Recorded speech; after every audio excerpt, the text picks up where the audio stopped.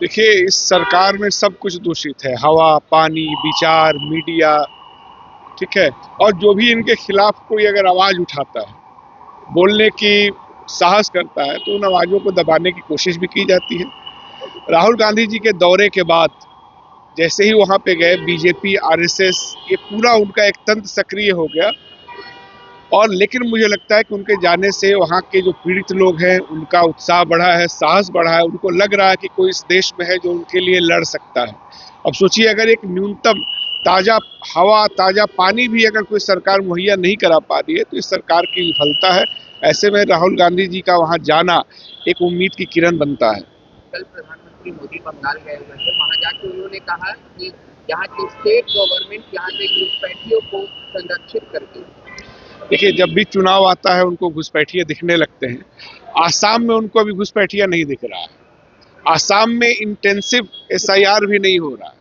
मुझे लगता है कि बंगाल में जो लंबे समय से प्रयास आरएसएस बीजेपी कर रहा था, जिसमें उसको सफलता नहीं मिल रही थी और आगे भी नहीं मिलेगी, उसी की कड़ी का एक हिस्सा है। पिछले चुनाव में भी आपको याद होगा, वो दीदी जा करके किए थे।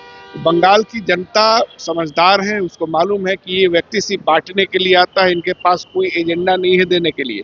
जिस तरीके से ईडी का, एनफोर्समेंट एजेंसीज का इस्तेमाल किया जा रहा है, ये भी दुर्भाग्यपूर्ण है। और सबसे अहम बात कि ये सब इस देश के गृह मंत्री, प्रधानमंत्री के नेतृत्व में हो रहा है। तो जो संघीय ढांचा है, जो केंद्र और राज्यों का जो रिश्ता है, वो लगातार बिगड़ता जा रहा है। अगर कोई सरकार बीजेपी के अलायंस की नहीं है किसी राज्य में, तो उनको ये लोग लगातार परेशान कर रहे हैं। तो ये भी एक तरह से विफलता ही है। भाई, बॉर्डर सिक्योरिटी फोर्स तो आपके अधीन में है। अगर कोई वहां से घुसपैठिया आ जा रहा है, तो इसके लिए राज्य से ज्यादा तो आपकी सरकार जिम्मेदार है। घुसपैठिया तो निश्चित तौर पे आए। कश्मीर में घुसपैठिए घुसे, पठानकोट हुआ, उसके अलावा पहलगाम हुआ, वो कैसे आ गए? तो वहां तो आप रोक नहीं पा रहे हैं।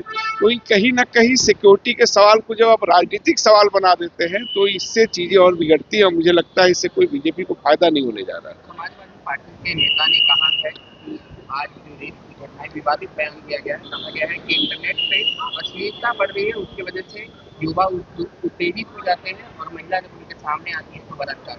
देखिए, भारतीय जनता पार्टी की जो उत्तर प्रदेश की सरकार है, वो हमेशा से बलात्कारियों के पक्ष में खड़ी रही है। आपको याद होगा कि जो उन्नाव रेप कांड हुआ था, जो कुलदीप सिंह सेंगर हैं, जो रेपिस्ट हैं, उनके साथ बीजेपी खड़ी रही। साक्षी महाराज रेपिस्ट हैं, उनके ऊपर रेप के चार्जेज हैं, उनके साथ खड़ी रही। तो बीजेपी उत्तर प्रदेश में एक ऐसा माहौल बना रही है कि महिलाओं के खिलाफ हिंसा हो और उस हिंसा में कोई भी आदमी पकड़ा न जाए।